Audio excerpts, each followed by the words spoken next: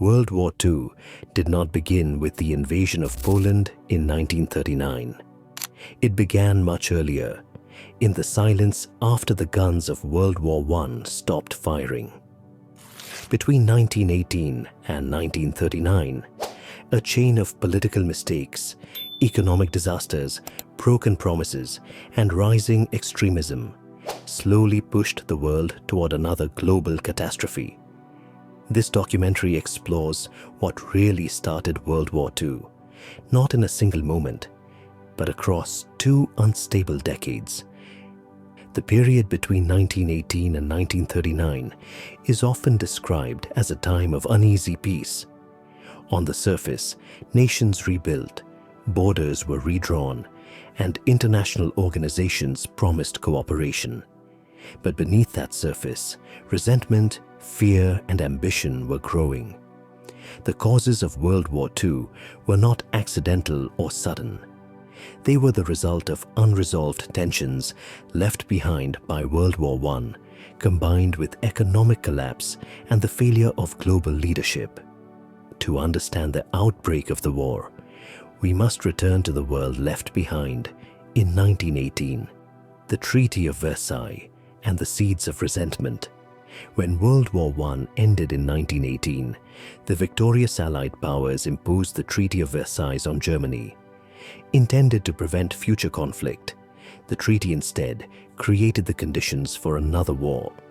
Germany was forced to accept full responsibility for the conflict, surrender territory, limit its military, and pay massive reparations. These terms humiliated the German population and crippled the economy. Many Germans viewed the treaty not as peace, but as punishment.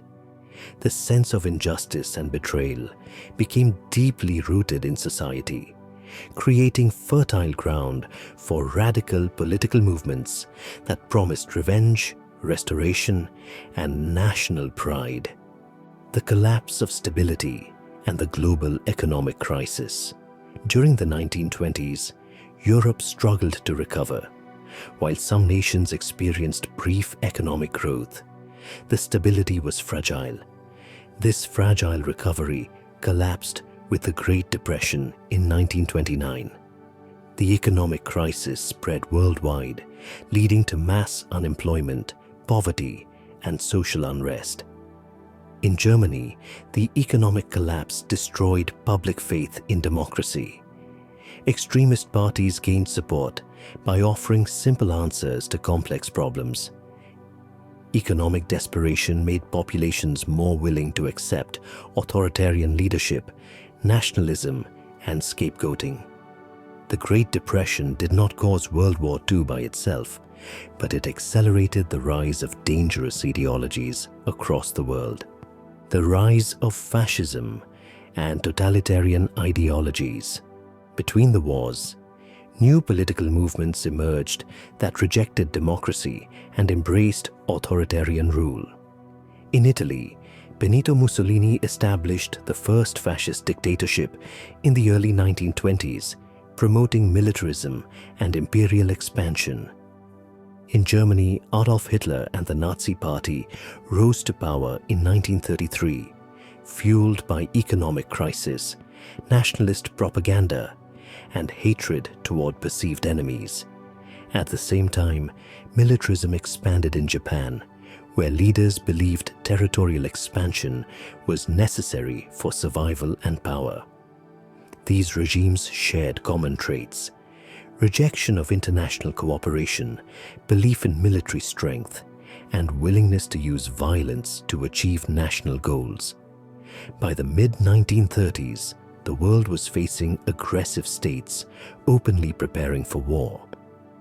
The failure of the League of Nations. After World War I, the League of Nations was created to prevent future conflicts through diplomacy and collective security. In theory, it represented a new world order based on cooperation. In reality, it lacked authority, military power, and unity. When Japan invaded Manchuria in 1931, the League failed to act. When Italy invaded Ethiopia in 1935, the response was weak and ineffective. These failures sent a clear message: aggression would not be stopped. Dictators learned that international rules could be broken without serious consequences, encouraging further expansion and defiance, appeasement, and the road to war. In the late 1930s, European leaders pursued a policy of appeasement, believing that satisfying some demands of aggressive powers would prevent another war. This approach was most clearly seen in responses to Nazi Germany. Hitler violated the Treaty of Versailles by rebuilding the military, remilitarizing the Rhineland, and later annexing Austria. The Munich Agreement of 1938 allowed Germany to take parts of Czechoslovakia in exchange for promises of peace.